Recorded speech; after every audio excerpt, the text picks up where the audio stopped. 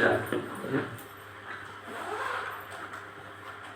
Bismillahirrahmanirrahim. Assalamualaikum warahmatullahi wabarakatuh. Waalaikumsalam warahmatullahi wabarakatuh. Alhamdulillah hamdan katsiran thayyiban mubarakan fi ya rabbana lakal hamdu kama yanbaghi li jalali wajhik wa 'azimi sultanik. Allahumma shalli wa sallim ala nabiyyina Muhammadin wa ala alihi wa sahbihi ajma'in. Amma ba'du.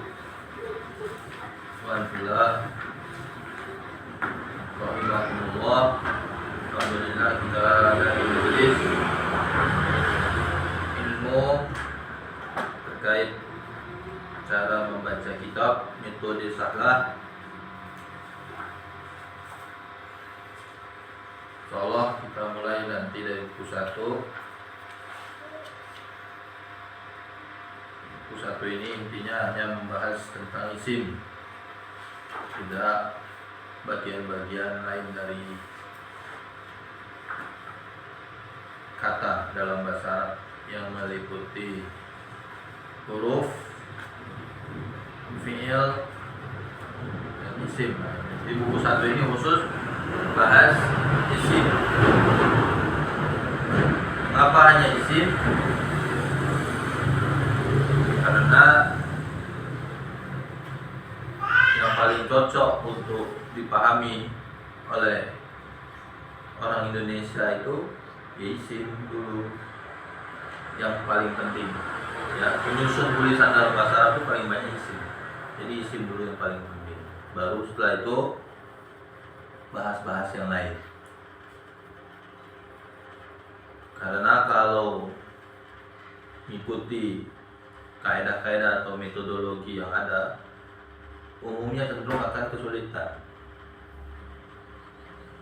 Ya, berdasarkan pengamatan saya, maka sebaiknya dia tertata dari isim terlebih dahulu.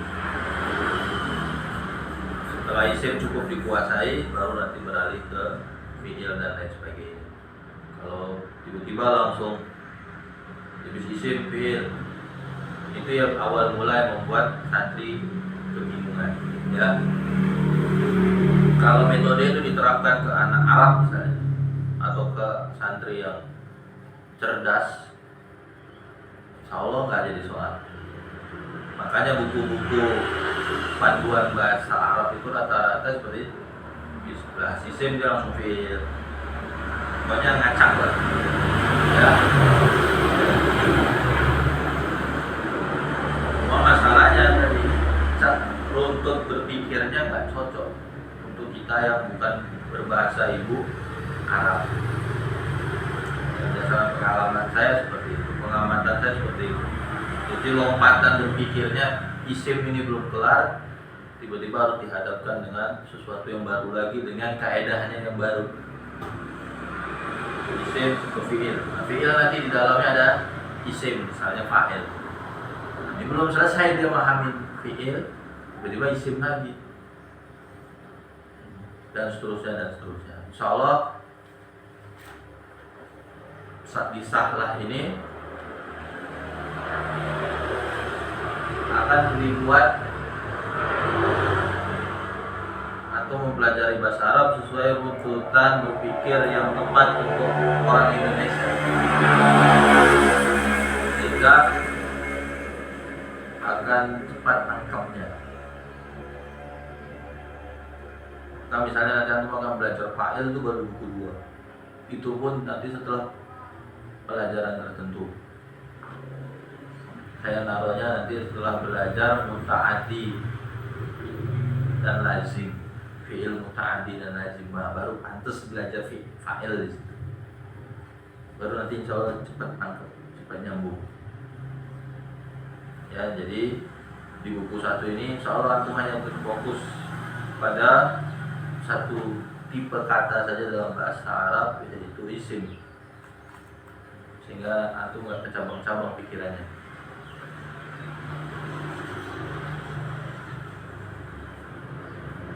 Bisa fokus dengan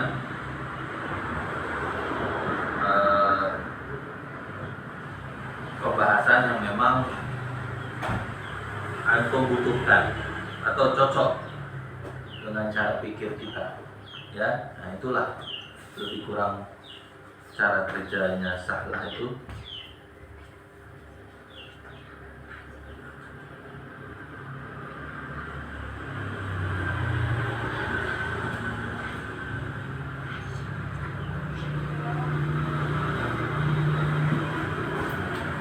Ya, jadi seperti itu.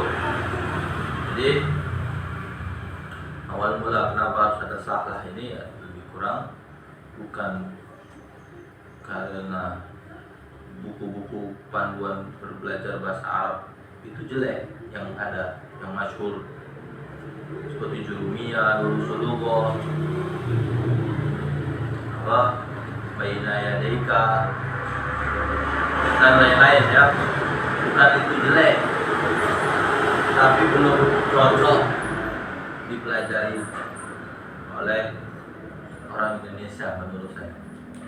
Buku-buku itu cocok dipelajari untuk pemula dari bangsa Arab,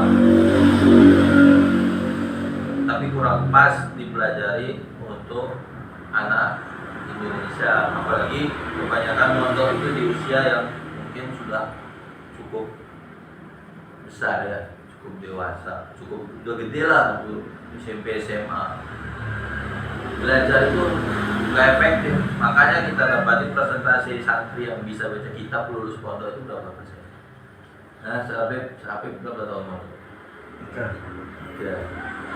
Tiga itu ya harusnya kalau baca tak bisa, ya enggak. Tapi prakteknya enggak. Dan presentasinya mungkin hanya 0, ya enggak? Teman lulusanmu, ya enggak? Biasanya fisik atau sebelum. Iya. Atau dia punya fisik atau memang cerdas ya. Itu kan hanya 0, menurut saya 0. Ya lah, misalnya di pondoknya cuma bisa baca kitab. Setahu saya enggak.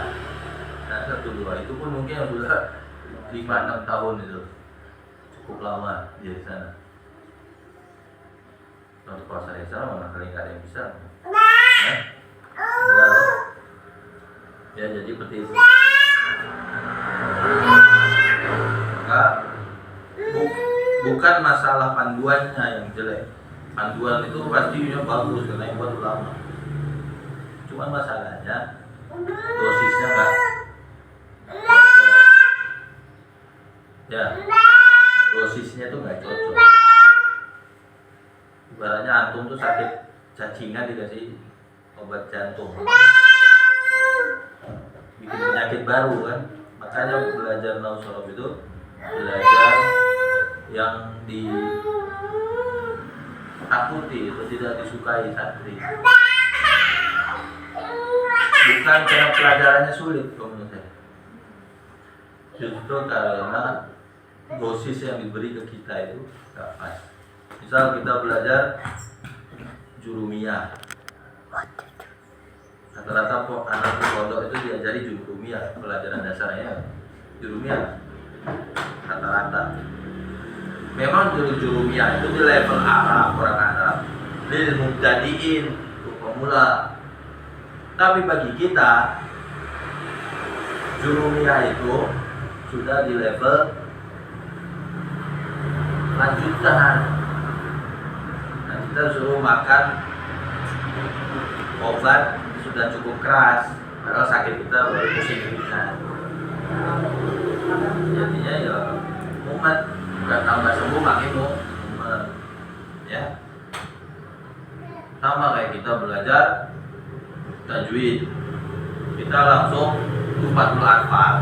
Emang Tufatul Atfal itu untuk pemula, namanya aja Tufatul Atfal, ya. Hadiah bagi pemula, hadiah belajar Quran bagi pemula, atfal anak cilik pemula. Tapi materi itu bukan pemula bagi kita, gak cocok belajar itu untuk pemula, keberatan bagi menurut saya. maka sebelum belajar Tuhfatul Atfal belajar dulu yang lain. Ini kalau di pondok ini belajar qasidah Khurasanian dulu, belajar Iqosatul Malhub, baru nanti belajar Tuhfah. Kalau langsung Tuhfah ya hasilnya nggak pernah maksimal, hasil bacanya nggak akan maksimal. Kenapa sih keliru? Tahsin misalnya masih mahir pasti disalahin ya. Jadi kebutuhannya itu berbeda anak si Indonesia dengan anak Arab. Kayak fikih rata-rata di pondok-pondok diajari matan Abu Suja.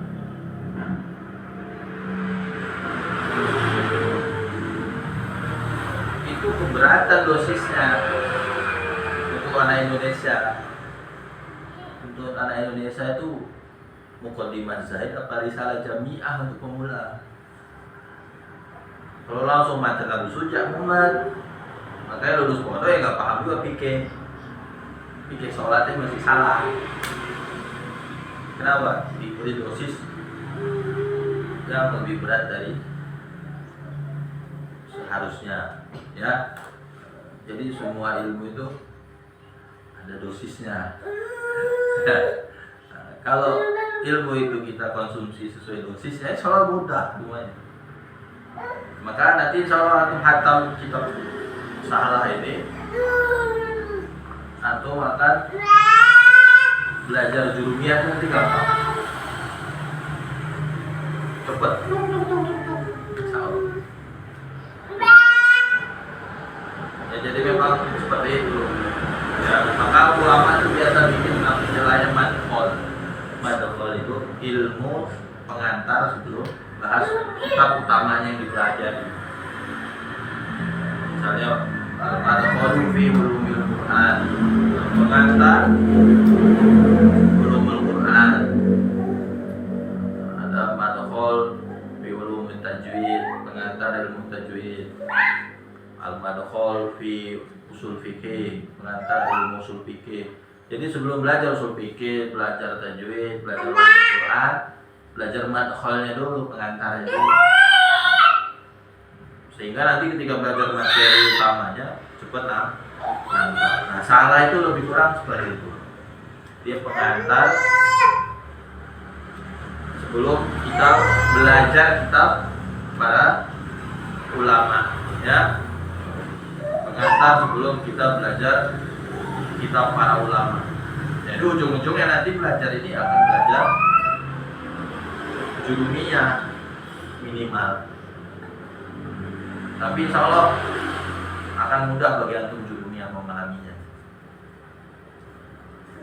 Dan antum juga sudah insya Allah sudah mulai bisa baca kitab. Kitab ini bahkan buku 1 saja. Belum khatam buku 1 saja insya Allah sudah bisa baca kitab.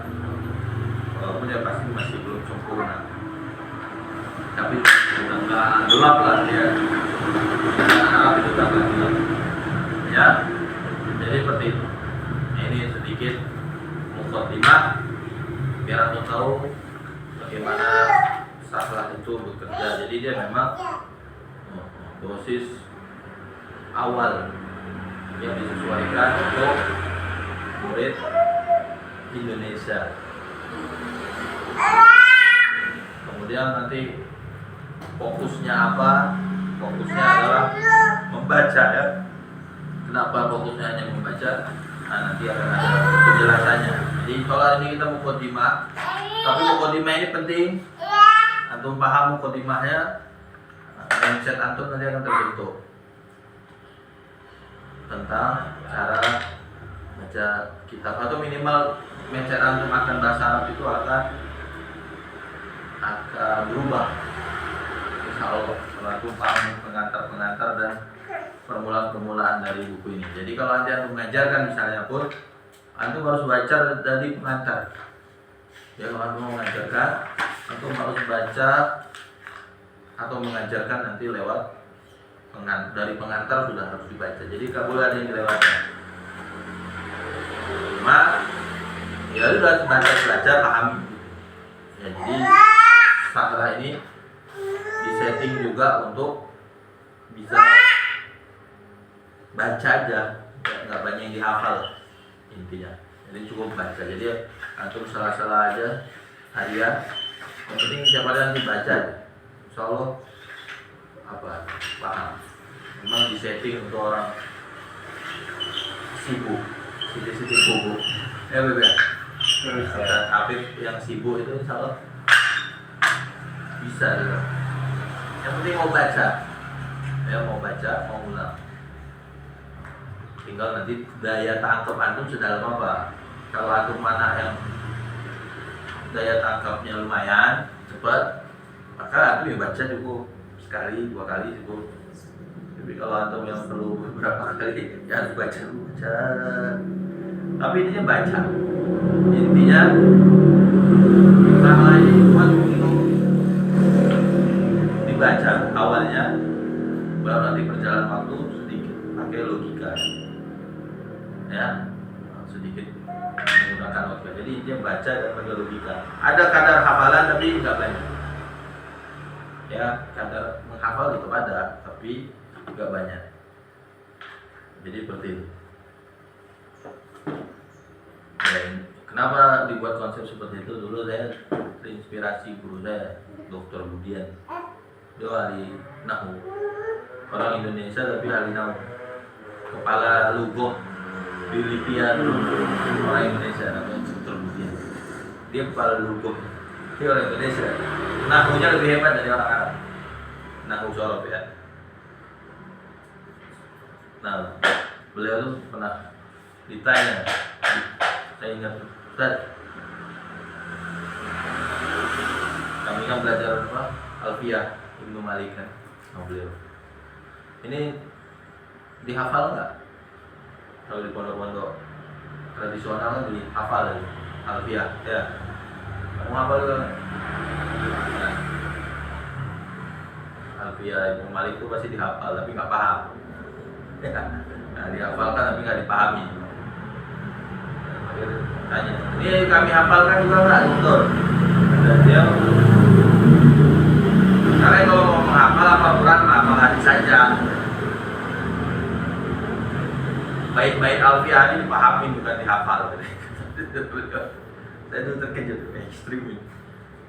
Ya, kamu hafal juga paham buat apa? Udah yang dapat pahala aja kamu ngafalnya.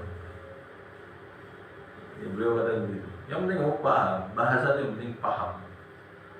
Gimana cara kamu paham? Jadi nggak perlu dihafalin. Yang gimana caranya kamu paham? Itu paling oke. Sudah yang kamu hafalin jelas dapat pahalanya Quran. Hafalin dulu Quran. Habiskan energimu untuk menghafal Quran. Kalau bisa hafalin hadis minimal 40. Setelah itu udah yang lain-lain, kalau memang antum punya kelebihan stok memori baru hafalin. Kalau stok memorimu terbatas, udah berarti Quran aja. Ya. Jangan yang lain-lain lagi. Saya dulu berpikir keras ya gimana menerjemahkan omongan beliau. Akhirnya memang saya nggak ngafalin. Saya betul-betul memahami, cari cara untuk memahami bahasa Arab. Dan itu juga dulu disampaikan beberapa guru saya, Ustaz Tamim Aziz dan Ustaz Soheh Hasan Soheh. Itu dua ustaz saya yang cukup membuka membuka wawasan oleh cara belajar bahasa Arab sehingga mudah untuk dipahami, tidak memusingkan dan tidak menakutkan. Ya, jadi seperti itu. Wallahu maka setelah itu sebenarnya lahir juga dari pemikiran-pemikiran yang dulu saya dapatkan dari guru-guru saya. Di antaranya yang paling utama 3 orang itu, ya. Allahu a'lam. Kita langsung saja ke pengantar. Hari ini kita baca sedapatnya, kalau minimal kalau bisa sampai ayat halaman 6 kalau bisa, atau 6 lah, 6 minimal. Ini cuma untuk cuci otak aja hari ini. Ayo, baca siapa duluan? Monggo. Bismillahirrahmanirrahim. Pengantar. Alhamdulillahilladzi anzala al-Qur'ana bilisanin arabiyyin mubin.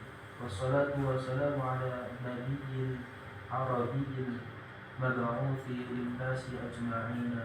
Wa ba'du. Bahasa Arab adalah bahasa yang penting untuk dipelajari bagi setiap muslim, khususnya para penuntut ilmu.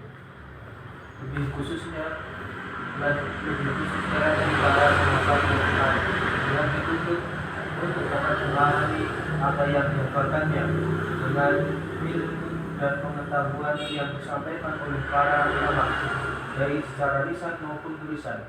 Untuk menguasai bahasa Arab, seorang bahasa Arab itu bahasa penting. Kalau antum seorang santri atau orang yang hidup di dunia pondok, bagi antum seorang penghafal Quran, maka bahasa Arab itu sesuatu yang sangat dituntut untuk dapat dipahami. Karena ada tekanan bagi kita untuk bisa memahami apa yang dihafal. Dan cara memahaminya tentu dengan ilmu dan pengetahuan yang disampaikan oleh para ulama. Di mana itu? Jadi buku-buku mereka, di kitab-kitab mereka, ya, yang pada umumnya berbahasa Arab. Maka kalau antum nggak punya fungsi ilmu dan pengetahuannya, ya antum nggak akan pernah bisa paham isi Al-Quran yang antum hafalkan, yang antum pelajari. Jadi seperti itu. Maka punya kunci kemampuan berbahasa Arab itu sangat penting. Minimal sekali bisa memahami tulisan, ya. Nah, nanti ada penjelasannya lebih dalam. Terus untuk menguasai bahasa Arab, seorang murid minimal harus menguasai 4 komponen utama, yaitu fahmul masmu, kemampuan memahami bahasa Arab yang didengarkan; fahmul makro, kemampuan memahami bahasa Arab yang dituliskan; takbir syafa'i, kemampuan menyampaikan pesan dengan bahasa Arab secara lisan; dan takbir tahriri, kemampuan menyampaikan pesan dengan bahasa Arab serta tulisan. Secara tulisan.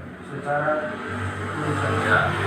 Untuk menguasai bahasa Arab itu ada 4 komponen yang harus dikuasai. Pertama, fahmul masmu, kemampuan untuk memahami apa yang kita dengar, baik berupa ceramah ataupun pembicaraan atau apa saja. Intinya yang kita dengar dari bahasa Arab bisa nggak kita pahami. Kemudian fahmul makro, kemampuan memahami bahasa Arab yang dituliskan. Kemudian takbir syafai, kemampuan menyampaikan pesan dengan bahasa Arab secara lisan. Dan terakhir kemampuan takbir tahriri, yaitu kemampuan menyampaikan pesan dengan bahasa Arab secara tulisan. Nah, ini 4 komponen. Aku kalau belajar bahasa Arab di Pak kok pasti 4 ini sampai ini. Ini yang harus kalian kuasai betul. Benar, ya. Cuma masalahnya kita itu kesulitan untuk bisa memahami 4 ini dalam waktu sekaligus. Nah, kebanyakan metode-metode yang ada menggabungkan kemampuan 4 ini dalam satu materi pelajaran, dalam satu buku. Nah, di sini letak permasalahan sebenarnya yang bikin santri-santri Indonesia itu lulus pondok ya nggak baca kitab. Ya, antum belum rampung memahami tulisan, antum sudah harus dengerin.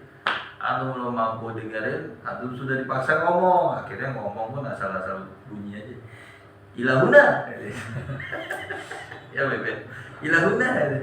Ilahuna. Oh, ilahuna. Ya. Mahlan namsi fil masa. Ya. Akhirnya yang keluar bahasa Arab kacau. Ya. Lagi terakhir disuruh ngarang, udah berantakan. Ngarang itu akhir. Nggak semua orang yang bisa bahasa Arab, ngomong Arab pasti bisa ngarang. Ya, bisa mengarang kata itu sulit. Kita aja tulis Indonesia, nggak semua orang bisa ngarang. Kalau saya bisa Arab. Nah, kerepotannya, ya di buku-buku yang beredar di pondok-pondok itu rata-rata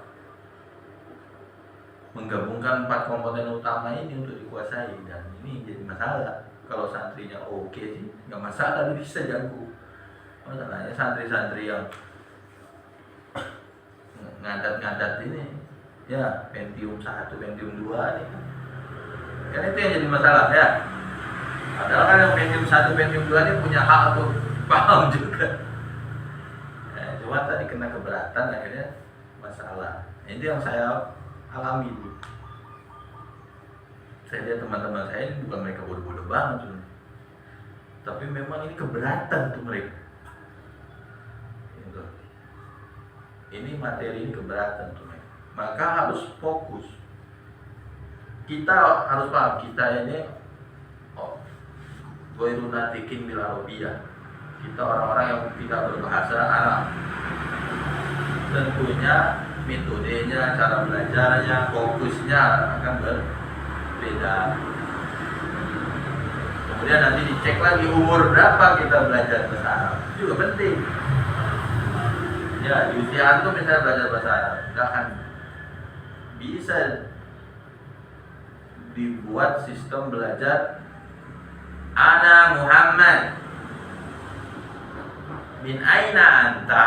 Antum kayak gue ini masih gitu. Nggak mungkin gitu. Ya toh, kan ini jadi masalah. Akhirnya perlahan orang belajar kayak anak kecil. Nah itu, jadi dari umur macam-macam nanti dari sisi dilihat kebutuhannya apa paling pokok, umurnya berapa belajar, kan begitu. Kita buka ABY, Arab Baina Yadayka, udah bosan belajar disuruh kok. Pertama apa? Hadza kitabun. Nanti saya ajarin hadza kitabun. Nah, kalau udah usah ustaz jenggot, hadza kitabun. Akhirnya itu ngerusak mental. Akhirnya males kan? Itu. Maka ini lihat kebutuhannya di mana. Nah ini yang nggak ada kebutuhannya selama ini. Akhirnya saya coba beberapa beberapa metode akhirnya tetap nggak jauh beda. Memang mungkin efektif, tapi tadi untuk anak-anak tertentu kan efektif, tetap saja tidak efektif bagi sebagian besar yang lain, ya. Jadi seperti itu ya. Jadi dari keempat ini, maka kita harus pilih mana yang paling kita butuhkan. Maka saya nggak mungkin semuanya. Kenapa? Rata-rata kita tidak semua membutuhkan kayak makmur masmuk misalnya, kan semua terlalu membutuhkan ini. Apalagi misalnya takbir, tahdiri misalnya, ngarang itu kan antum belum ada hajat mengarang, kan begitu, belum ada hajat tuh. Maka yang menjadi hajat paling menjadi hajat bagi kita anak Indonesia, khususnya pemula ya, apa? Dari keempat ini yang paling dibutuhkan apa? Kira-kira? Kemampuan apa tadi? Yang paling kamu butuhkan dari empat, kamu nggak usah lihat paragraf bawahnya. Dari empat ini yang kamu butuhkan apa? Dari fahmul masmu, fahmul makro, terus takbir syafa'i, takbir tahdiri, yang paling kamu butuhkan apa? Kira-kira di usiamu ini, yang paling kamu butuhkan apa? Makro, fahmul makro. Ya, di usia kita, antum memang mau khutbah bahasa Arab, kan udah lewat masanya, ya toh. Antum mau ngarang kitab, terus jauh banget. Mau ngarang kitab, ngomong hariannya dicoba, ngomong sekali-sekali ketemu orang Arab kan gitu, ya toh. Akhirnya kan yang paling dasar, paling dibutuhkan, dan ini tidak terbatas umur, tidak terbatas tempat, ya kan? Tidak terbatas kondisi, status, kemampuan baca, ya kan? Maka tahlah ini fokusnya adalah di dalam membaca. Maka nanti hal-hal yang gak dibutuhkan dalam membaca gak akan dipelajari. Jadi murni hal-hal yang dibutuhkan orang untuk bisa baca. Jadi yang gak butuh baca buang, gak saya ajarkan, gak saya sampaikan. Nah, yang jadi masalah tadi, kita belajar bahasa Arab di pondok itu nggak ngerti fokusnya apa, maunya apa, akhirnya semua dipelajarin, belum tuntas tujuannya, belajar yang baru, akhirnya mau umat, seakan-akan nahu sorot itu sulit, padahal mudah, sangat gampang, ya, bisa. Dari keempat komponen utama di atas, kemampuan membaca bagi penuntut ilmu syar'i menjadi yang paling awal untuk dikuasai, karena dia adalah pintu utama untuk memperoleh informasi dan pengetahuan. Sebagaimana anak sekolah dasar, maka belajar membaca dan memahami apa yang dibaca merupakan pelajaran yang pertama kali wajib dipelajari. Oleh sebab itulah metode ini disusun agar memudahkan setiap penuntut ilmu, terlebih penghafal Al-Quran di Indonesia, yang mana bahasa Arab bukanlah bahasa pengantar sehari-hari, untuk bisa memiliki kemampuan dasar dalam membaca teks Arab dalam waktu relatif singkat dengan tetap mempelajarinya di bawah bimbingan serta pengawasan guru atau bukan otodidak, yang merupakan budaya belajar mengajar warisan para salaf yang harus terus dilestarikan. Ya, jadi itu ya. Jadi dari keempat komponen utama di atas, kemampuan membaca itu menjadi yang paling awal untuk dikuasain. Seandainya antum sudah terpepet waktunya, udah nggak mungkin lagi menguasai yang lain-lain. Paling mungkin antum butuh baca. Paling enggak antum bisa baca pengetahuan bermanfaat dari kitab para ulama. Kan itu kebutuhannya akhirnya, ya toh? Akhirnya antum tahu, oh ini ilmu ini. Jadi dari empat hal ini paling tidak kita fokus. Harusnya anak Indonesia itu santri ya, fokus saja di dalam hal membaca. Mentok-mentok antum bukan jadi ustaz, bukan jadi ulama, bukan jadi dai. Antum tetap butuh agama, ya kan? Antum tetap butuh paham agama. Sedangkan sumber agama yang paling baik itu adalah dari Arab. Dari mana agama itu berasal, kan begitu. Tentunya semua kitab-kitab itu ditulisnya pakai Arab. Mau nggak mau kita harus bisa memahaminya. Kunci memahami agama ya akhirnya kita harus baca kitab. Kalau nggak ya nggak bisa. Membaca pakai terjemah itu antum hanya dapat ilmu sekitar 50-60%. Kalau terjemahannya bagus. Ingat, antum baca kitab pakai terjemah, pemahaman antum itu hanya sampai level 50-60%. Sisanya antum akan terbawa ke pemahaman si penerjemah. Syukur kalau penerjemahnya bagus orangnya. Kalau enggak, berarti 20% sisanya itu memahami kesesatan berpikir si penerjemah. Ini dulu zaman saya mondok diajari guru saya Ustaz Nasir Haris rahimahullah.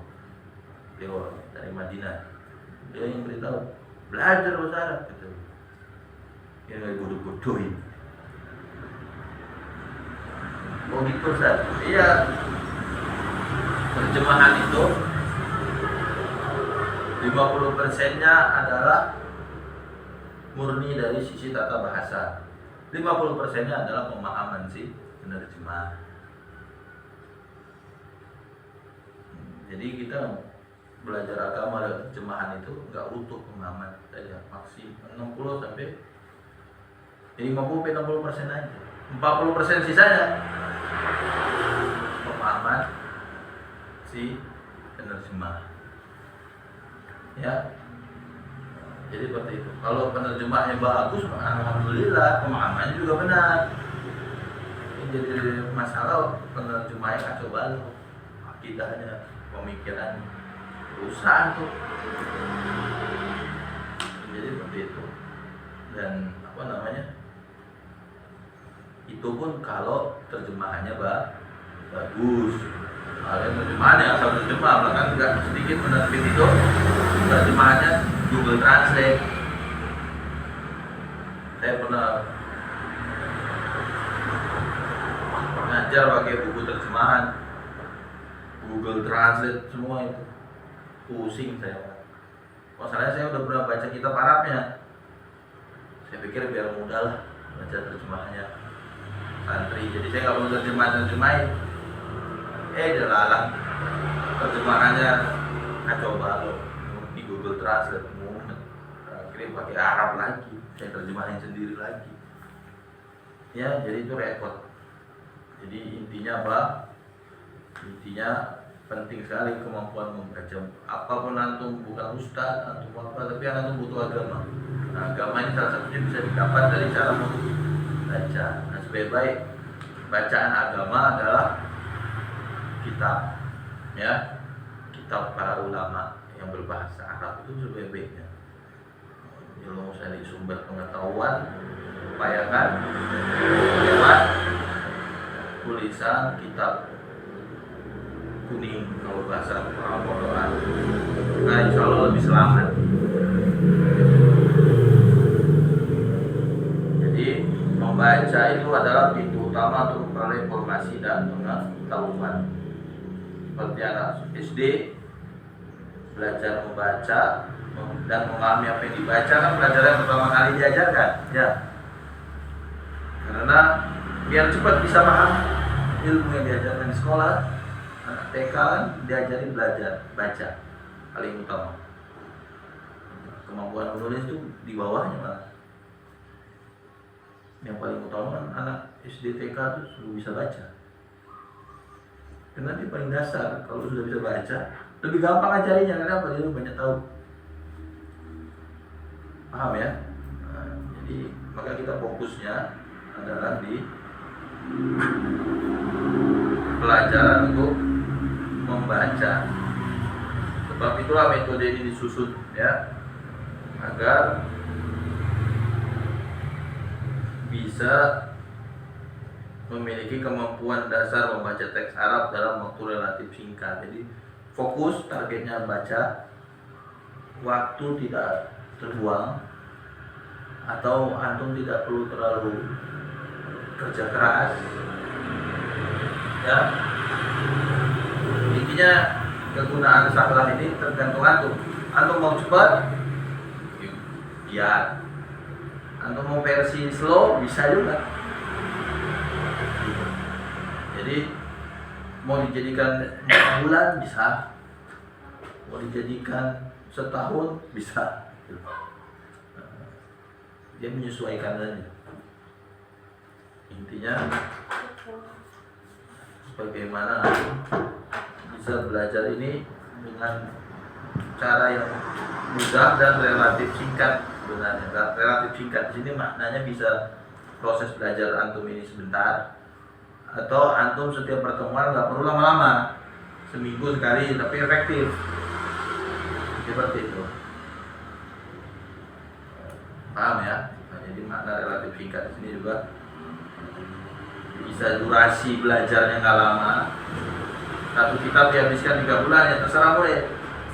Bisa juga durasi setiap pertemuan yang singkat, tapi insya Allah efektif, ya. Terus Ustaz, kami namakan metode yang kita sempurna ini dengan nama sahlah, yang berarti mudah. Karena bahasa Arab itu mudah, dan membaca tulisan ataupun kitab Arab itu jauh lebih mudah lagi. Ditulis berdasarkan pengalaman kami selama menjadi santri dan mengajar selama hampir 20 tahun lamanya. Insya Allah cocok dipelajari oleh para pemula dan sangat mungkin menjadikan orang pembelajaran bahasa Arab, khususnya membaca kitab Arab. Di ma'had-ma'had tahfidzul Quran yang pada umumnya tidak memiliki slot waktu yang cukup besar dalam pembelajaran bahasa Arab. Namun yang perlu ya, nah metodenya diberi nama sahlah, artinya mudah. Ya dari awal otak antum itu mikirnya ini mudah. Segala sesuatu itu kan tergantung prasangka kita, ya. Ini juga pakai dalil. Jadi penamaan sahlah ini juga dasarnya dalil. Inna zon ana inda zoni abdi bi. Itu dalilnya itu. Aku tergantung prasangka hambaku. In zonna bi khairan falahu khair, in zonna syarran falahu syarrun. Kalau hambaku berprasangka baik, jadi baik. Mudah. Kalau prasangkanya jelek, ya jadi jelek. Sulit. Maka saya bikin nama sahlah ini biar apa? Dari awal langsung mindsetnya apa? Mudah. Semuanya gampang, ya. Jadi itu penting banget dari awal sudah gampang, bisa, pasti bisa. Jadi ini juga kunci belajar. Yang membuat kita itu nggak bisa apa-apa itu karena selalu kita bilang aku nggak bisa. Nah ini mental orang Indonesia. Padahal seharusnya mental kita selalu bilang bisa. Kalau di kepala kita udah bisa, nanti lama-lama tubuh juga akan mengikuti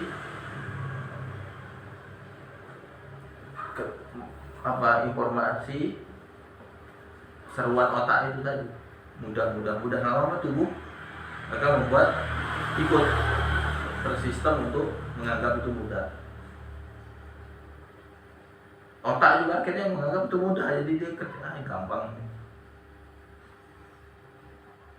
Ya, ini mudah, saya bisa. Makanya dalam Islam kan nggak boleh putus asa itu. Wala tayasu min rohillah. Kan orang Islam disuruh optimis, ya, disuruh yakin, disuruh bisa. Dan itu yang betul-betul saya alami sebenarnya. Selama ini saya itu cuma modal yakin, bisa, yakin. Awalnya nggak bisa, tapi bisa. Makanya saya tuh di foto nggak pernah nolak gitu. Nah ini berkahnya. Saya disuruh Ustadz apa aja pasti saya iya. Saya nggak pernah nolak. Iya, bismillah nyoba. Ustadz Apip ceramah hari Sabtu, hari Jumat RMG. Siap. Ustadz Apip khutbah Jumat. Siap. Kalau dibilang siap pasti dia bisa. Tapi kalau antum bilang, aduh saya nggak bisa, saya nggak pandai, antum nggak bisa itu. Ya, itu cuma butuh kata siap bisa. Ya, jadi seperti itu penting. Bisa, nanti akan jadi bisa. Ya. Saya dari zaman motor tuh gak pernah bilang enggak. Saya selalu bisa bilang iya. Dan selalu bilang siap. Bisa. Mudah. Itu prinsip saya. Akhirnya dari yang gak bisa jadi bisa udah. Jadi tubuh itu akan mengikuti perasaan. Karena itu yang dikatakan syariat. Seorang hamba itu tergantung prasangkanya. Ya, prasangkamu baik, ya baik. Kalau prasangkamu buruk, jadi buruk. Kalau anda menganggap mudah atau bisa, ya nanti mudah jadi bisa. Tapi kalau anda bilang sulit, ya bisa, ya nggak bisa selamanya. Padahal kan standarnya makanannya sama, nakalnya sama, begitu. Kakinya ya dua, ya loh. otaknya sama atau satu kan? Kan otak saya satu, enggak 8. Ya loh. Hidungnya 2 juga atau satu. Sama. Mulut kita berapa? 1. Kenapa mulut yang ini bisa, mulut yang sana nggak bisa? Sebenarnya sama aja. Satu yang membedakan mentalitasnya. Yang sini bilang mentalitasnya bisa, mampu, yang sana bilang nggak bisa, nggak mampu. Akhirnya antum dari dulu nggak pernah bisa, nggak pernah mampu.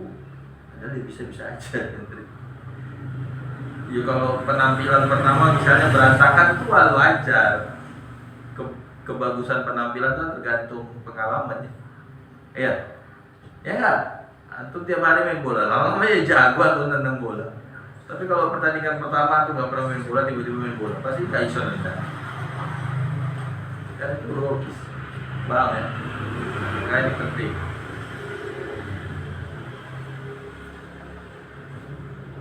Apa antum untuk bisa pahami? Itu dasar kenapa nama metode ini disebut sahlah. Untuk membuat dari awal persepsi antum belajar bahasa Arab, khususnya baca kitab itu mudah.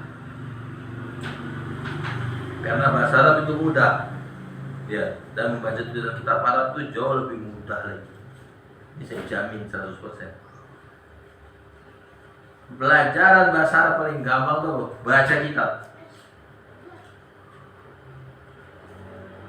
Buktinya, saya kasih buktinya.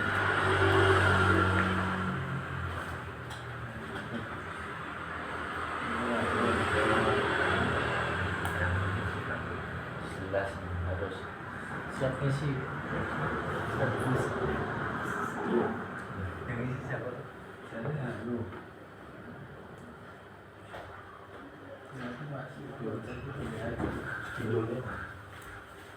Ya, ini Ustaz Afif aja langsung bisa baca deh. Antum langsung bisa baca. Saya kasih coba ya.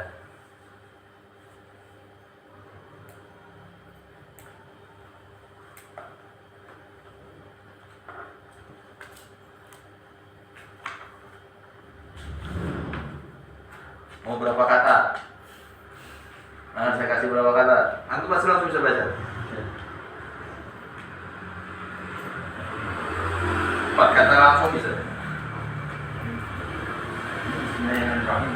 Ya? Langsung 4 kata. Oke? Baca.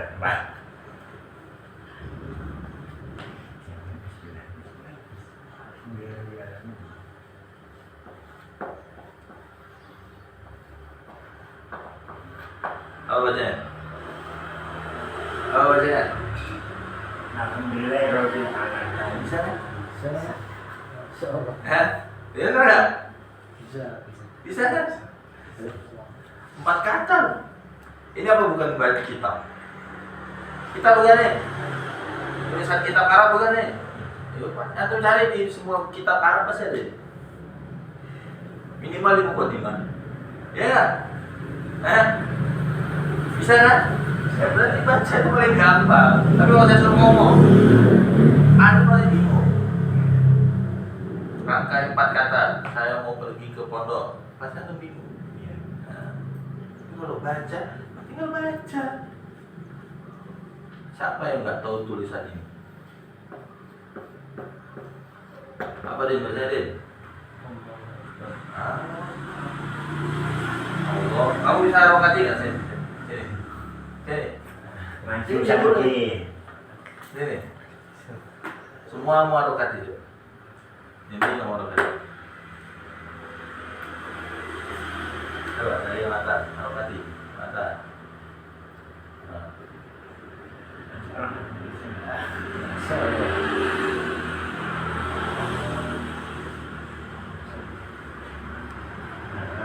Ini mana? Ini apa? Tahu.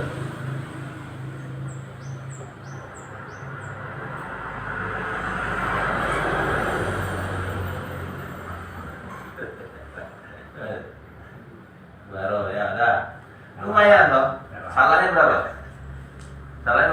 2 to. Salahnya menit betul. Dari sekian banyak. Masya Allah. Masya Allah. Udah selesai, berarti udah nggak perlu belajar. Gila. Salahnya cuma 2 tol loh. Artinya apa kan? Gampang. Paham nggak? Ini kenapa nih? Anda bisa baca? Setahu. Karena kebiasaan. Karena populer. Ya kan? Jadi intinya apa? Belajar baca kitab itu yang penting. Antum akrab sama semua tulisan Arab. Insya Allah antum pasti bisa baca. Tinggal nanti masalahnya, tinggal tentukan ini kan masalahnya. Progres akhir aja. Nah itulah yang nanti akan kita pelajari. Makanya kalau antum rajin baca kamus semua antum bacain, ya, insya Allah antum masih bisa baca. Nanti tugasnya tinggal ngobatin yang akhir. Itu doang. Selebihnya bisa baca. Nah, yang buat antum nggak bisa baca, misalnya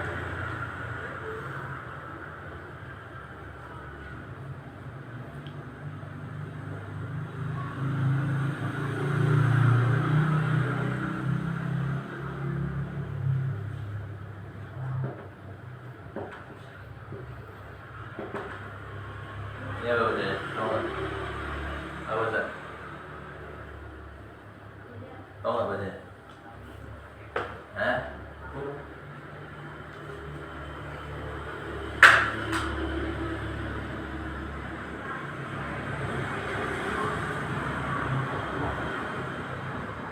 Tahu bacanya? Bisa nggak? Ada sana bisa nggak? Bisa nggak? Kalau nggak bisa udah bilang nggak bisa. Bisa nggak bacanya, Beb? Ini sin, ini ya, ba, waw, ya, ha, da. Oh bacanya? Nggak bisa. Nggak bisa. Oh bacanya bisa. Sibawe. Karena ada pernah baca dia, udah setelah dengar. Atau nggak bisa kenapa? Nggak pernah dapat terus tulisan Sibawe selama hidupmu. Cuma dengan namanya. Nah, artinya apa? Karena kalau udah familiar sama tulisannya, bahasa Arab tuh gampang. Baca kok ya, gampang. Nah, kalau saya tulis begini misalnya, ya. Ini di luar yang paling umum, itu kan umum ya.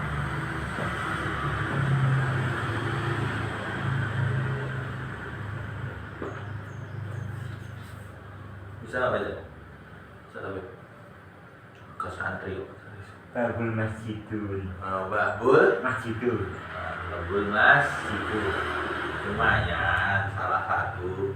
Tapi yang bisa baca, ya, ya baca kitab tuh gitu doang. Kalau antum punya banyak mufradat nanti gampang. Tugas antum tinggal menentukan ini. Yang betul babul masjid. Udah, salah itu isinya itu sebetulnya. Paham ya? Itu gampang. Antum tuh bisa baca. Yang membuat antum itu nggak bisa baca selama ini apa? Antum nggak familiar. Makanya belajar baca kitab itu paling gampang, paling mudah. Mufradat banyak, nanti tinggal menentukan harokat akhir yang salah tadi. Nah itu aja kuncinya. Belajar baca kitab itu. Maka energimu nanti jangan terlalu dibanyakkan tuh yang lain-lain. Pahamin akhir-akhir kata. Makanya saya katakan, mau antum memorinya nggak banyak juga, tapi efektif, diefektifkan dulu. Insya Allah bisa. Makanya ini metode untuk bodoh-bodohnya orang bodoh itu. Intinya bagaimana mengefektifkan kerja otak yang nggak banyak itu memorinya. Paham ya? Kita selama ini belajar ini aja udah kita pikirkan ya Allah.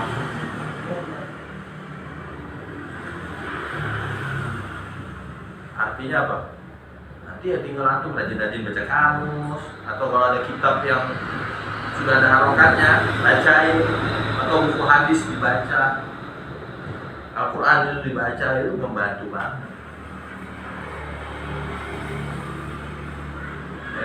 begini, antum sering baca Quran, nanti ketemu kalimat begini ya, misalnya cuma amin kok, pasti bisa baca, kan populer. Ya dong? Intinya begitu. Makin sering antum lihat, ya udah nanti tugasmu tinggal lakuin harokat akhir. Jadi kerjamu gak berat otakmu. Maka antum yang tidak terlalu cerdas pun, insya Allah bisa. Paham ya? Nah ini cara kerjanya. Cara kerja salah itu sudah. Jadi antum mau bikin cepat ya antum rajin aja baca Arab. Gak paham gak apa-apa. Tujuannya apa? Mengenal, kan kita punya apa istilahnya foto apa itu. Setiap kita itu kan orangnya foto apa itu bisa merekam itu. Merekam apa yang kita lihat. Nah antum baca Arab, baca aja. Tujuannya bukan apa untuk merekam. Baca, pokoknya ada teks. Yang paling baik kalau mau dapat pahala ya baca Al-Quran. Kan mufradatnya nanti kebanyakan dari Al-Quran. Kan begitu. Ya baca buku hadis. Jadi begitu. Semakin banyak antum ketemu mufradat terekam di kepalamu, terfotoan oleh otakmu. Soalnya kayak gini pasti bisa baca. Nah, tugas antum nanti tinggal tentukan kapan dia jadi masjidi. Masjid itu. Kapan dia bener kayak gini baru. Ya. Ini baru. Bukan akbaro. Ya. Nanti kali itu aja tugas berarti. Yang lainnya kan antum nggak habis energi udah. Oh, sering ketemu. Paham ya? Nah itulah cara kerja sahlah. Makanya saya katakan cocok ini untuk pondok tahfidz. Memang settingan awalnya untuk anak pondok tahfidz, bukan berarti pondok lain enggak. Bisa lebih efektif lagi pondok lain mah. Tapi berarti lebih cepat. Nah, tahfidz kan udah waktunya terbesar untuk nafid kan. Nah, jadi ini cuma sambilan-sambilan belajar ambil ngaji, kalau antum sambil ngapain aja, baca aja nanti misalnya, cukup insyaallah. Jadi yang resa sibuk segala macam itu tuh bisa baca aja sehari semateri, dan bacanya baca. Sama ya tadi kalau antum mau cepat, antum banyak baca Quran, banyak baca. Di sini teks-teks Arab banyak membaca, sehingga semua mufradat nanti kayak gitu, nggak asing bagi antum. Hingga tulisan di bawah ini sama kayak ini levelnya. Tulisan masjid siapa yang nggak tahu? Ya tahu. Tetapi bisa baik babul masjid. Ada yang bilang babul masjid juga betul. Misalnya udah dianggap bisa bahasa Arab ya, kayak gitu babul masjid dua berantakan, tapi baliknya itu paham ya. Nah ini insya Allah akan sangat gampang. Terus baik, namun yang perlu diperhatikan, apa yang dipelajari di dalam buku panduan ini tidak menjadikan seorang murid menjadi ahli bahasa Arab atau tidak salah lagi dalam membaca kitab Arab, melainkan hanyalah sarana yang memudahkan bagi murid pemula untuk bisa cepat dalam membaca dan memahami teks-teks Arab yang terdapat pada kitab-kitab berbahasa Arab, khususnya kitab-kitab dengan bahasa Arab modern. Sehingga harapannya dengan panduan yang mudah ini, si murid bisa semakin optimal di dalam prosesnya untuk memperdalam agama dan menghafalkan Al-Quran. Iya. Perlu diperhatikan ya, apa yang antum pelajari di buku ini tidak menjadikan antum ahli bahasa Arab, enggak. Nanti langsung merasa jago nang sorot ya, enggak. Enggak. Tapi atau antum saya enggak akan salah lagi baca kitab yang enggak mungkin. Ya, tidak disetting itu tetap akan salah dan tetap tidak utuh pemahaman antum akan namu sorok ya. Jadi sebatas sarana memudahkan bagi murid pemula untuk bisa cepat dalam membaca dan memahami teks-teks Arab yang terdapat pada kitab-kitab berbahasa Arab, khususnya kitab-kitab modern. Nanti kitab-kitab modern itu lebih gampang antum pahami. Kayak dipakai Ustaz Miftah, ada tuh bisa merokatin tuh.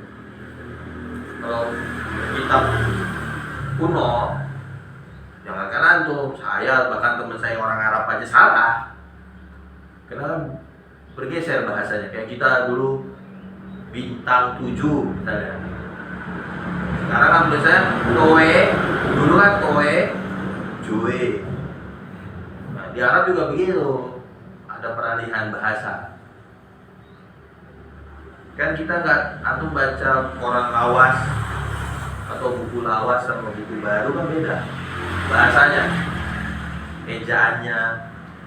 Nah, kalau sekarang sudah disempurnakan katanya. Nah, dulu bahasa baku orang zaman dulu kan kita juga kadang bingung bacanya, itu ya sama. Jadi bahasa Arab kita kuno itu lebih rumit dipahami karena itu bahasa di berapa ratus tahun dulu, yang bahkan orang Arab zaman sekarang kadang mereka sendiri nggak terlalu menggunakannya lagi, maka mereka juga kadang bingung. Makanya saya dulu pernah ngaji kitab apa, Zadul Mad, yang baca teman saya orang Arab asli. Yang suruh baca biasanya yang paling pintar, yang paling bagus tahu sorobnya. Tuh aja banyak salah, orang Arab loh itu.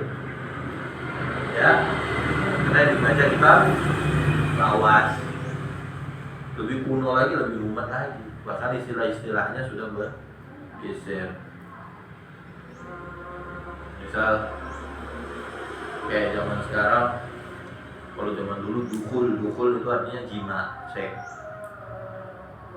Sekarang dukul ya masuk, pintu masuk. Kalau zaman dulu udah bergeser maknanya. Kan begitu. Jadi Anda bisa langsung baca kitab yang lawas lah. Atau mumet ya wajar. Bukan berarti antum gagal, bukan. Memang bahasa Arab sekarang sama bahasa Arab dulu itu jauh beda. Ya ada pergeseran lah kayak bahasa Indonesia. Jadi seperti itu. Nah, itu intinya jangan merasa cukup ya dengan sahlah ini, tapi insya Allah sahlah ini akan membuat antum tertarik belajar bahasa Arab, atau intinya langsung akan merasakan kemudahan yang selama ini mungkin tidak antum dapatkan ketika belajar bahasa Arab dengan buku-buku yang sebelumnya pernah antum pelajari. Ingat, bukan bukunya yang salah, bukunya bagus, bahkan lebih bagus dari ini, cuma memang metodenya, dosisnya kurang pas. Ayo, Din, selain hal di atas, insya Allah dengan panduan ini menjadi dicatat awal, yang berkaitan dengan seorang murid untuk kita pemahaman akan bahasa Arab sebelum memperdalamnya lagi dengan panduan yang lebih baik dan sistematis lainnya, sebagaimana yang telah banyak beredar, maupun dengan kitab-kitab nahwu sorof yang biasa dipelajari di pondok pesantren Indonesia. ya, intinya apa ya? Buku ini bisa jadi patokan awal yang tidak akan memberatkan antum. Minimal untuk bisa buka pemahaman antum sebelum kalau antum mau tingkat lanjut memperdalamnya lagi dengan buku-buku panduan yang ada lainnya, seperti Al-Fatih punya Kiai Samsul Marid yang dipelajari Abyan, itu bagus. Cuma kalau antum nggak basic dan antum nggak terlalu cerdas, repot juga. Saya tanya Abyan itu dia sulit nanti. Level Abyan, level Abid gampang. Kalau level yang lain, santri yang lain, wah, selesai. Metodenya bagus banget, komplit bagus banget. Menurut saya, cuma memang dosisnya kurang cocok. Kembali lagi, dosisnya kurang cocok untuk santri standar. Bagi pemalas, guys, nggak kenal, ya. Jadi seperti itu. Tapi misalnya nanti antum setelah ini belajar di tempat Kiai Samsul, udah insya Allah. Atau antum mau belajarnya kitab-kitab kuno minimal jurumiyah, insya Allah enggak. Kenapa? Gak jadi. Antum gak kebayang pembahasannya semua dalam kitab jurumiyah itu, antum gak kebayang. Karena memang materinya tuh kebanyakan saya ambil dari jurumiyah sebenarnya, cuman dibahasakan dan disusun sesuai kebutuhan kita, ya. Allah Ta'ala. Ya, kita langsung ke muqaddimah saya aja yang baca. Mengapa seorang penuntut ilmu harus bisa bahasa Arab dan membaca kitab Arab? Umar bin Al-Khattab radhiyallahu anhu pernah berkata, "Ta'allamul arabiyyata fa innaha min dinikum." Nanti kalau udah bisa, untuk balik ke halaman ini antum harokati sendiri. Itu kan saya kosong itu harokatnya. Ya nggak saya kosong itu harokatnya. Itu loh, itu Udin masalah yang ngopi sih keliru bikin mumet. Masih di kanan di kiri. Nah dia tuh saya suruh kanan ke kiri kanan kiri. Saya jadi mumet lihatnya bagi orang yang belajar. Ya kata nanti antum harokati. Saya sengaja saya kosongin biar antum balik lagi antum yang harokati. Ta'allamu al-arabiyyata fa innaha min dinikum. Pelajarilah bahasa Arab karena sesungguhnya bahasa Arab itu termasuk bagian dari agama kalian. Ini motivasi lah ya. Kenapa harus bisa bahasa Arab? Syekhul Islam Ibnu Taimiyah rahimahullah menjelaskan, fa inna nafsal lughatil arabiyyati min ad-dini wa ma'rifatuha fardun wajibun. Atau wa ma'rifataha fardun wajibun. Fa inna fahmal kitabi wa sunnati fardun wa la yufham illa bi fahmil lughatil arabiyyati wa ma la yatimul wajibu illa bi fa huwa wajibun.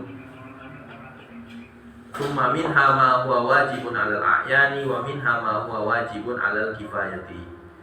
Bahasa Arab itu termasuk bagian agama Islam dan mengetahui hukumnya wajib, karena sesungguhnya memahami Alkitab dan As-Sunnah adalah perkara yang wajib dan tidaklah dapat dipahami kecuali dengan memahami bahasa Arab.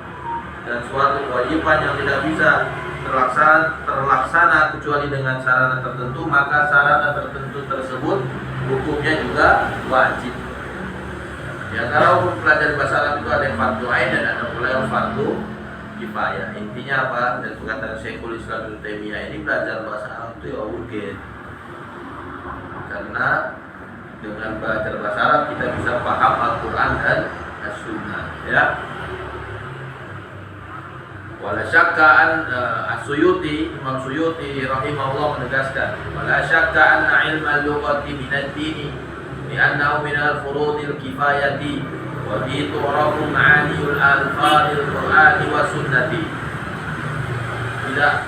Tiada keraguan sedikit pun bahwa ilmu bahasa Arab termasuk bagian dari agama Islam, karena mempelajarinya termasuk fardu kifayah dan dengannya dapat diketahui makna lafal-lafal Al-Quran dan As-Sunnah. Kata Imam Suyuti, kalau mau paham Al-Quran dan As-Sunnah ya pahami bahasa Arab.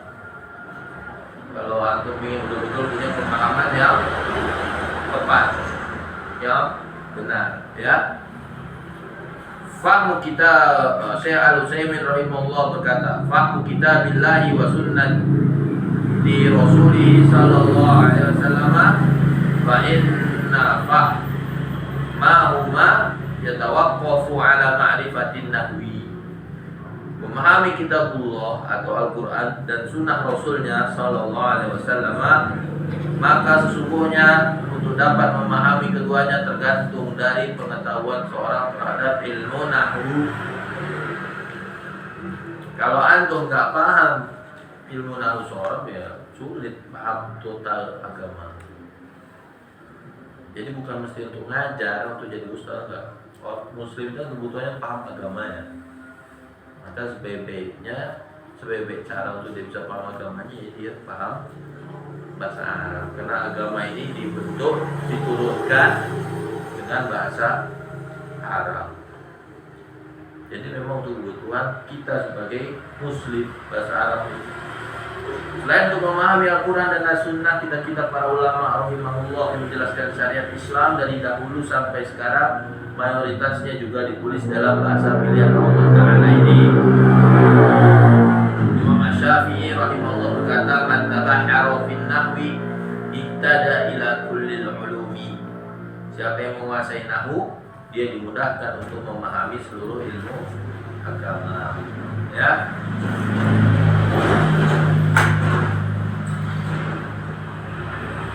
Maka kalau mau menguasai ilmu agama seperti yang saya katakan, ya kuasai ilmu. Nah, minimal antum bisa baca kitab, ya. Jadi penting bisa baca kitab itu kan. Apalagi kita yang hidup di dunia pondok. Dan yakinlah nanti ketika kita bisa baca kitab, maka semakin banyak modal kita untuk bisa ngajar, untuk bisa bicara, ya. Maka nggak akan terlalu takut atau tiba-tiba disuruh potong ngomong. Kenapa? Antum sudah banyak informasi yang membuat antum itu nggak bisa ngomong di depan itu kan karena nggak punya informasi sebenarnya. Ketika punya banyak informasi, yang banyak bisa diomongin, ya. Nah, jadi seperti itu. Jadi todongan-todongan dadakan, tiba-tiba Romo Yai ngomong, bisa. Aku harus persiapan dulu kan nggak? Kalau udah begitu kita aja nggak niat mau ngomong kan. Tapi karena kita punya banyak informasi di kepala kita, akhirnya kita bisa berbicara. Jadi kecerdasan atau kepintaran seorang itu terkadang bukan tergantung berapa banyak IQ-nya, tapi berapa banyak pengetahuan yang dia miliki. Pengetahuan banyak dimiliki itu salah satunya dengan cara banyak membaca. Atau ingin pengetahuan ilmu dunia, ya itu banyak baca berita atau banyak buku ensiklopedia itu baca, ya toh.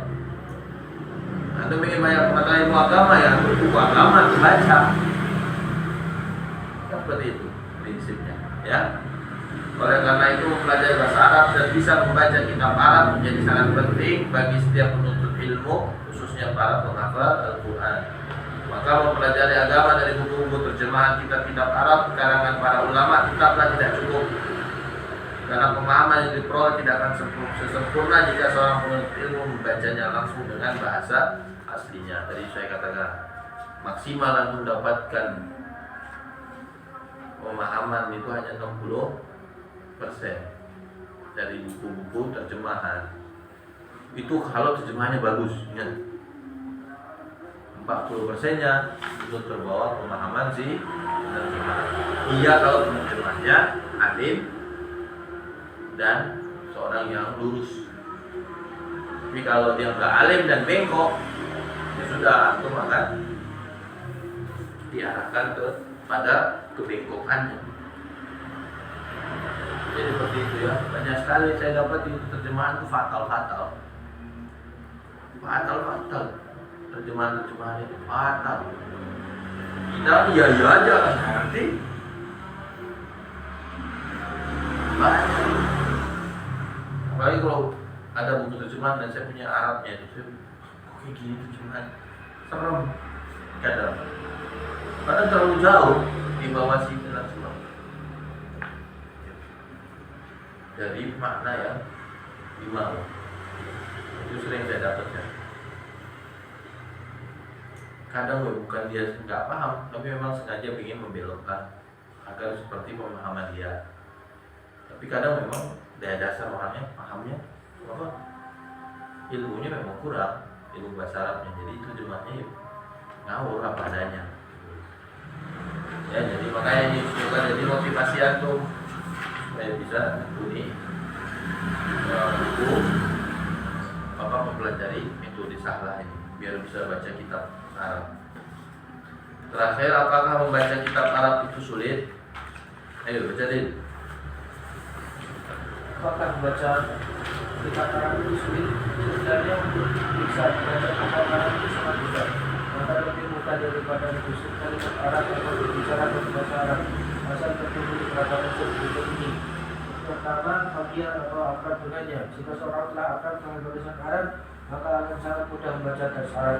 Semakin familiar akan semakin mudah. Tugas berikutnya hanyalah menentukan harokat akhir dan kedudukan sebuah kata dalam kalimat Arab. Ya, apakah baca kitab Arab itu sulit? Sebenarnya untuk bisa baca kitab Arab itu sangat mudah, lebih mudah daripada menyusun kalimat Arab atau berbicara dengan bahasa Arab. Ini saya jamin. Arab yang paling sulit, ngomong yang sulit, ya. Maka tadi baca adalah paling gampang, asal terpenuhi 5 unsur di dalam proses satu belajar baca kitab Arab. Apa saja? Yang pertama tadi familiar, akrab dengannya. Kalau sudah familiar, sudah akrab, ya kayak gini tadi, Anda pasti bisa baca. Bayangkan dari berapa kata Anda salah 2, ya. Itu salah 2 toh, yang sedikit. Kenapa? Kenapa familiar? Coba nggak familiar, satu aja nggak kebaca. Paham ya? Nah, katanya sudah saya kasih trik. Baca kamus, baca aja. Kalau saya tuh baca kamus aja, baca toh ada. Saya disuruh ngapal, katanya suruh hafal Munawir, gila segitunya loh. Saya jadi otak saya bodol ya, suruh gitu.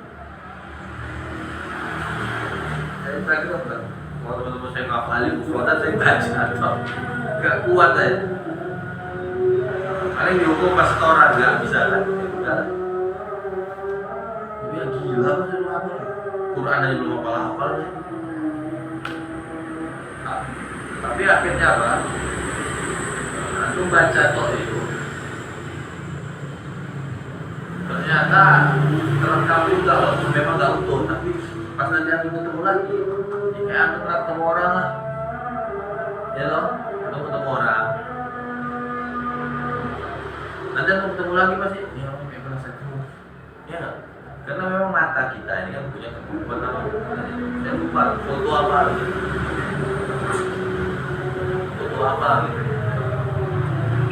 ya, nah, cuman kadarnya beda-beda. Kayak Imam Syafi'i itu orangnya foto apa gitu istilahnya. Jadi dia melihat apapun langsung terfoto banget. Kayak mata ular. Ular itu atau ular. Kenapa disuruh menghancurkan kepalanya? Di antaranya biar matanya hancur.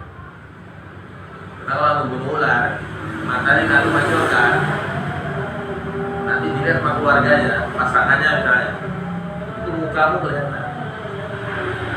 Ular itu katanya foto apa gitu. Ada istilah yang saya lupa. Nanti kapan waktu itu diincar, dendam nih. Makanya dulu kan ada film-film pembalasan Dewi Ular atau apa ada kan? Film India apa itu, balas dendam. Itu bukan karang-karang, kayak ngarangnya juga ada, tapi dasarnya juga ada. Memang ular itu merekam matanya. Nah, sebagian dari kita itu juga sama, diberi kemampuan untuk merekam. Ada yang kuat rekamannya, dia foto, Imam Syafi'i baca, bukunya ditutup, sudah jadi hafalan dia. Dan itu nggak banyak ya. Nah, kalau kayak kita gini, ya kita punya bayangan, tapi udah umum. Tapi paling enggak nanti ketemu lagi, ini kayaknya kemarin ini deh. Nah, ya. Jadi cara buat familiar tadi baca Quran, baca kitab hadis, yang baca Riyadhus Shalihin, Arabnya baca, kemudian baca terjemahnya, menambah ilmu. Kan nanti Arabnya itu berputar-putar. Kalau saya tulis misalnya begini, kenapa nggak bisa baca begini?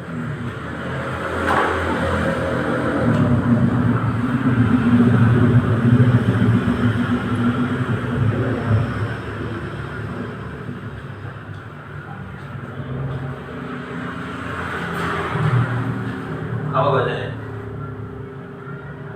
Umar apa? Umar Al-Fatihah. Kenapa antum bisa baca? Populer. Ya. Pasti kita baca Umar bin Khattab, nggak mungkin kita baca Amir. Ya toh? Nggak mungkin kita baca ini Khotib atau apalah. Nggak mungkin. Pasti itu ini Khattab. Kan populer. Paham? Itu. Ini kan ditulis di kitab Arab. Ini kan kitab kuning. Masa nama Umar nggak ada di kitab kuning? Ya, paham deh. Ya, jadi buat bagaimana antum bisa familiar atau akrab. Terus yang kedua, mengenal banyak mufradat atau kosakata. Unsur ini sangat penting karena bahasa itu intinya ada pada penguasaan kosakata. Semakin banyak kosakata yang dikuasai, maka akan semakin mudah membaca tulisan Arab. Sebagaimana pada unsur yang pertama, setelah menguasai kosakata yang banyak, tugas berikutnya tinggal menentukan harus akhir dan kedudukan sebuah kata dalam kalimat Arab, yang mana merupakan poin utama dari pembelajaran membaca tulisan Arab. ya, sama aja kayak nomor satu familiar. Salah satunya caranya dengan mengenal banyak mufradat. Nanti kalau udah banyak mufradat ya nanti tugasmu tinggal tentuin harokat akhir, jadinya ringan.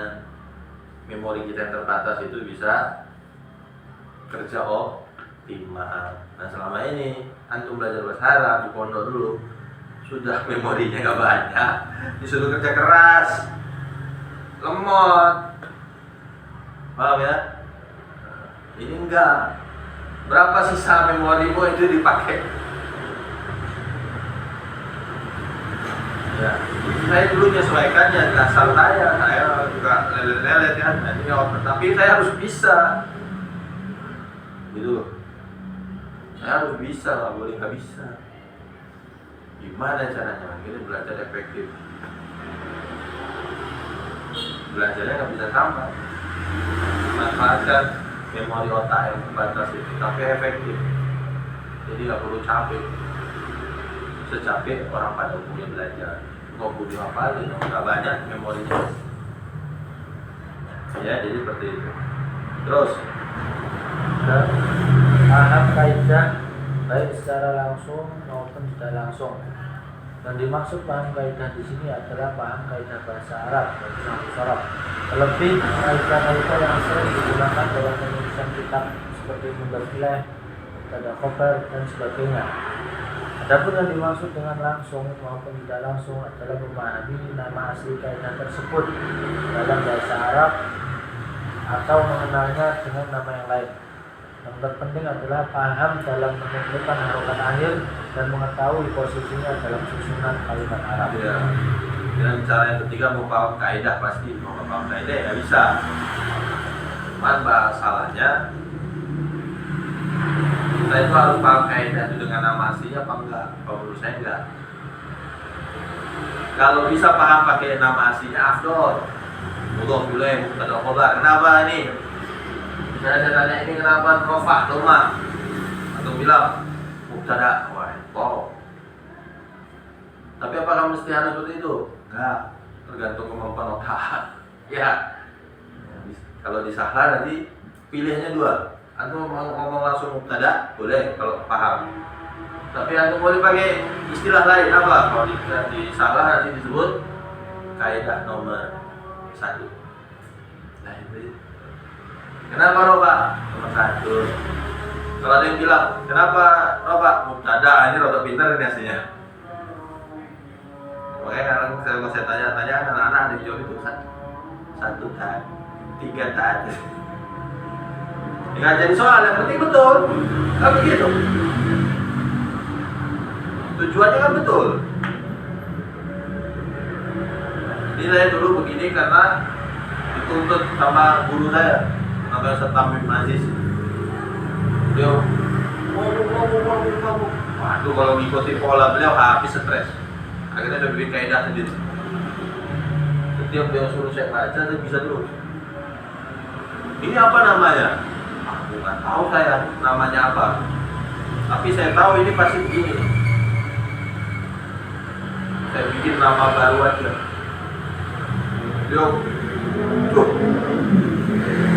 Beliau kan mau marah sama saya tuh. orangnya galak banget. Kamu ini nggak betul ya? Loh, nggak betul di mana Ustaz? Ada nggak harokat saya salah? Ya nggak ada sih. Ya udah lo boleh hukum. Ya juga ya. Aku mau buat ngapain katanya. Tadi betul dia bilang. Saya tahu semua ini apa, penyebabnya ini apa, katanya ada hujan. Nah, tapi kenapa ini Jer? Saya nggak paham. Saya nggak tahu namanya ini apa. Gitu. Ini kenapa Nova-nya Alhamdulillah, Tomah ini kenapa? Saya ngerti. Tapi namanya apa? Resmi, kalau nama resmi kan Mubtada. Nah, saya nggak ngerti Mubtada. Tapi saya tahu kalau begini pasti harus Nova. Kenapa? Karena dari awal kata. Dasar asli bahasa Arab itu sebenarnya rofa, kecuali ada yang mendahulunya sesuatu yang bisa merubah anokan. Juga ya, wes lah, wes kamu. Jadi intinya apa? Nah, nanti anda belajar ini dikasih pilihan. Aku mau pakai istilah asli, afdol. Tapi kalau nggak mampu nanti ingat saja kayak kode-kode. Kodenya cuma 1, 2, 3, 4, 5, 6. Nah itu aja. Nanti ini apa masalah Beb? Misalnya Babul Masjidi. Kenapa Masjidi? Jer. Kaidah nomor berapa? Nomor 4. Apa namanya? Nggak tahu tak pokoknya nomor 4 des. Arab mau nanti betul. Berarti anda pakai ilmu.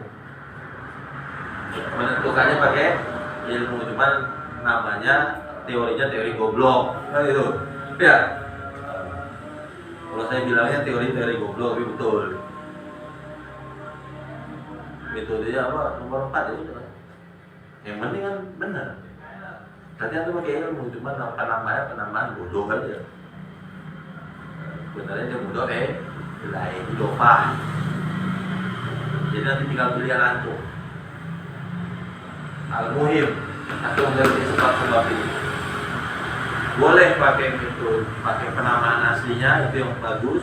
Kalau enggak usah, enggak masalah kalau antum sulitan di awal. Antum cukup nanti sebut angka saja. Ya, nah itu nanti disalah seperti itu. Kita di luar jalur, tapi enggak salah. Intinya itu cuma pakai jalur alternatif aja, tapi sama-sama nyampe Solo. Ya, memblusuk-blusuk itu loh, nggak cetok. Tapi intinya insya Allah nanti tetap ketemu di Klewer kita. Intinya begitu. Terus, 4. Banyak praktek. Maksudnya adalah membiasakan diri untuk mempraktekkan kaidah-kaidah yang dikuasai dengan banyak membaca kitab-kitab Arab yang ada. Mulai dari yang ringan sampai yang berat, modern maupun klasik. Semua itu akan semakin mempercepat kemampuan untuk bisa membaca teks-teks berbahasa Arab. Sebagaimana ungkapan bisa karena terbiasa, maka banyak praktek akan sangat bermanfaat untuk mengasah kemampuan dalam membaca tulisan atau kitab Arab. Adapun jika melakukan kebalikannya, yaitu tidak dipraktekkan dan diterapkan dalam keseharian, maka kaidah yang dikuasai tidak akan bermanfaat, bahkan akan mudah terlupakan. Ya, nanti setelah belajar ya wajib praktek. Tapi insya Allah di buku ini nanti akan terbantukan lah Anda dengan latihan-latihan ya, itu sudah lumayan cukup. Tapi kalau Anda mau tambahin lagi tadi dengan cara-cara antum ada kitab, saya punya banyak tuh kitab-kitab, sudah saya kirim ke kalian untuk dicetak. Ambil harokati sendiri, saling koreksi, itu kayak beberapa anak itu suruh itu udah bagus lah, kayaknya terkejut. Terakhir itu mau terkanan nih baca Birkoh macam itu 0-0 semua. Sekarang udah lumayan ya, tinggal banyak praktek. Tadi bisa karena terbiasa, kalau sudah sering lama-lama mahir insya-Allah. Terakhir ayo 5. Menyukainya. Unsur kelima ini merupakan faktor paling penting dari unsur-unsur yang telah disebutkan sebelumnya. Karena rasa suka itu sebab ingin bisa sebab berdoa. Berdoa sebab munculnya usaha, dan usaha adalah salah satu sebab menjadi bisa. Oleh karena itu, tanpa diawali rasa suka, maka membaca baik. Dan sepintar apapun dan sepintar dan sehebat siapapun, dan guru dan seguru. dan guru sepintar dan sehebat siapapun tidak akan bermanfaat, karena tidak adanya ketertarikan untuk mempelajari dan menguasainya, apalagi mengulang-ulanginya. Nah terakhir memang antum suka, memang ingin bisa. Kalau mau pakai metode apapun ya, mau ngira gelem ya bisa. Ya, Beb. Ya Ustaz. Memang intinya ya ingin bisa. Kalau nggak ingin bisa, percuma, nggak ada manfaat. Ya, itu mau gurunya profesor sopo pun kalau antumnya mau cuma loh. Jadi paling inti akhirnya suka. Dan dasar kalau udah suka berarti orang akan berusaha ya deh. Orang kalau udah cinta itu katanya apa deh? Gunung didaki, lautan diseberangi ya loh. Karena cinta. Ya deh. Kalau nggak cinta, nggak jadi. Mau tetangga sebelah rumah aja nggak dipek, ya loh. Ustaz Apip punya cinta, gue lali pelosok orang tersekan, dikejar, ya.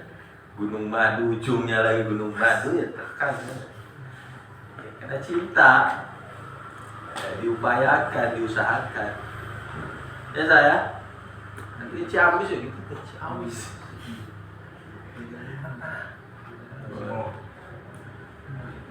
Ya deh, jadi gitu. Intinya harus tumbuhkan rasa cinta. Nah maka seminggu ini antum tumbuhkan rasa pingin. Memang suka, saya memang pingin bisa baca kitab. Kalau saya dulu ya gitu, lihat kiai baca kitab. Apalagi kalau kiai saya yang paling sepuh itu Mbah Hamid itu ampuh. Quran itu udah nggak pakai Quran, tutup Qurannya terjemahkan. Qurannya dia bacakan, dia terjemahkan. Levelnya dan terjemahin Quran pakai bahasa Jawa. Saya langsung aja harus bisa baca kitab. Jadi tafsirnya itu tafsir dibacakan, Arabnya dia terjemahkan. Dia udah nggak lihat tafsirnya, beda puluhan tahun ya. Mantap tuh nanti kajian tafsirnya cuma sebentar aja, setiap habis setengah jam paling lama. Mantap tuh. Itu lihat Syekh Baharudin. Wah saya itu dulu saya harus bisa baca kitab. Pokoknya harus bisa baca kitab. Memang dasarnya udah suka kalau saya. Kalau anda nggak suka ya repot. Tapi kalau memang ingin bisa, pasti nanti jatuhnya usaha. Paham ya? Dan berdoa. Karena ya akhirnya ya belajar itu butuh bantuan Allah. Kita butuh berdoa pada Allah supaya dimudahkan.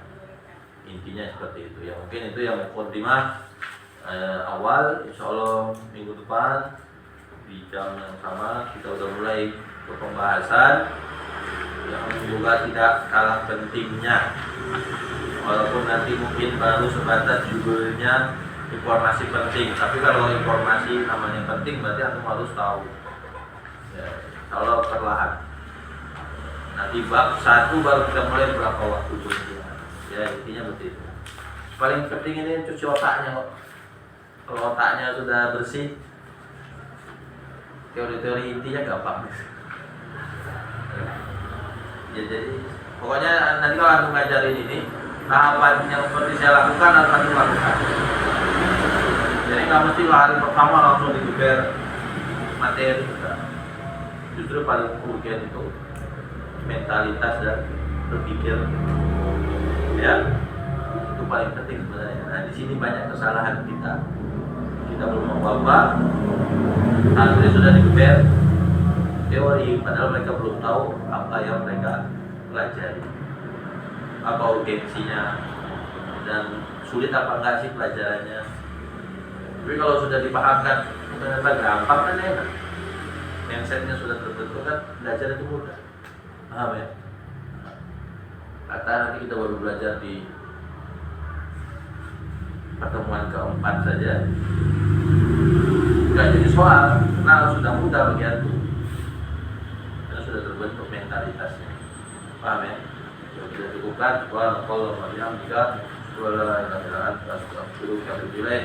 Assalamualaikum warahmatullahi wabarakatuh. Waalaikumsalam.